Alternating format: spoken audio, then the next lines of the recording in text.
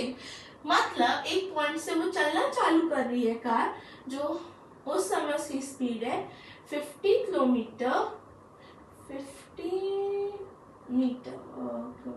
पर second.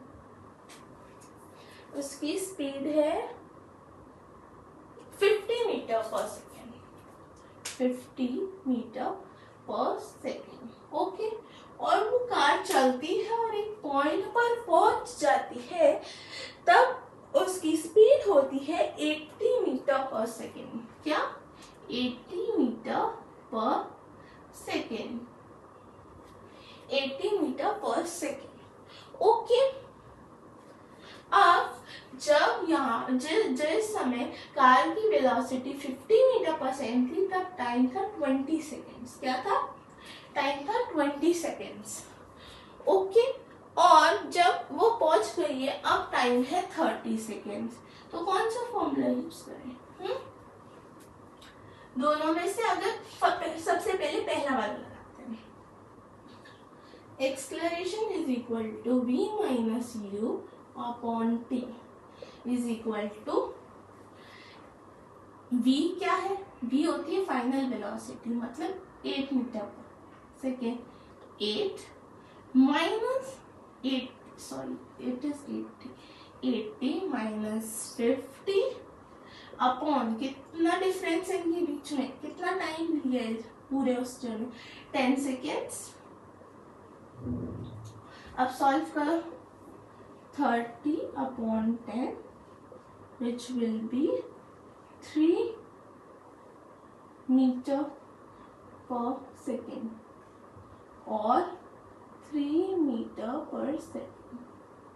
Okay, तो acceleration की भी यूनिट जो होती है मीटर पर सेकेंड होती है, तो यहाँ से हमें 3 मीटर पर सेकेंड मिल गया। ओके,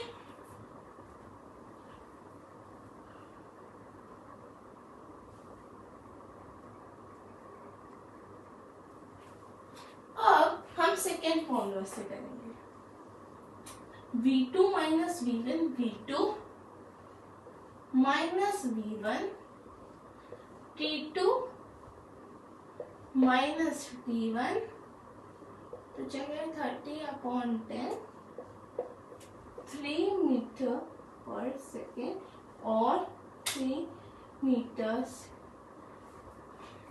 तो आंसर सेम आया, आप किसी फॉर्मूले से करो बट आंसर सेम आता है। ओके, अब हम नेक्स्ट क्वेश्चन करते हैं। ठीक है, सपोज अब मैं इस चीज को उल्टा कर देती हूँ। ठीक है, ये जो है वैल्यू उल्टा कर देती हूँ 80 metre per second, 50 metre per second. ठीक है, जब चल रही थी वो 80 मीटर पर सेकेंड थी 20 सेकेंड्स पर, और जब पहुंची तब 50 मीटर पर सेकेंड स्पीड थी, 30 सेकेंड हो गए थे। तो अब जानते हैं v minus u upon t, a is equal to 50 minus 80 upon difference 10, which will be minus 30 upon 10 minus 3 metre per second और minus 3 मीटर minus 1। तो बच्चों यहाँ देख सकते हो माइनस आ गया, माइनस कभी स्पीड और वेलोसिटी माइनस में जा ही नहीं सकती, तो एक्सेलरेशन कैसे चला गया? तो बच्चों जब भी ये साइन एक्सेलरेशन में माइनस का लगेगा, इसका मतलब है जो स्पीड है वो रिड्यूस हो रही है। क्या हो रही है? रिड्यूस हो रही है। रिड्यूस होना मतलब रिटार्डेशन हो रहा है, रिटार्डेशन हो रहा है। क्या हो रहा है? रिटार्डेशन।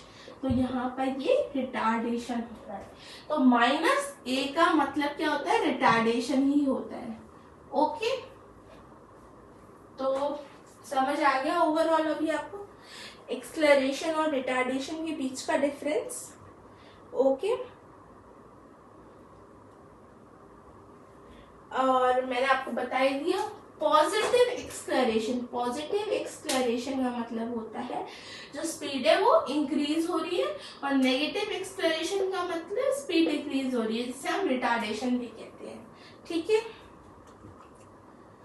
और उसके बाद यूनिफॉर्म एक्सलेरेशन, इसके टाइप्स होते हैं। पहला होता है यूनिफॉर्म एक्सलेरेशन, मतलब जो change in velocity upon time हो रहा है, तो जो चेंज आ रहा है वेलोसिटी का वो आ रहा है in equal interval of time में, इक्वल चेंज आ रहा है इक्वल इंटरवल ऑफ टाइम में, उसे हम कहेंगे यूनिफॉर्म एक्सलेरेशन। नॉन यूनिफॉर्म, जब जो चेंज आ रहा है वो जो चेंज है वो डिफर कर रहा है इक्वल इंटरवल ऑफ टाइम में, उसे हम कहेंगे नॉन यूनिफॉर्म मोशन। उसके बाद नेक्स्ट आता है एक्सलेरेशन ड्यू टू ग्रेविटी। तो जब कोई भी ऑब्जेक्ट फॉल करती है तो एक्सलेरेशन ड्यू टू ग्रेविटी को हम ग्रेविटी भी कह सकते हैं। तो ग्रेविटी की वैल्यू क्या होती है, मतलब कि ग्रेविटी किसी भी ऑब्जेक्ट कितनी स्पीड से खींचेगी, तो उसकी स्पीड है 9.8 मीटर सेकेंड में। ओके, जिसे हम राउंड ऑफ कर 10 भी बोलते हैं, 10 मीटर पर सेकेंड। समझ आया?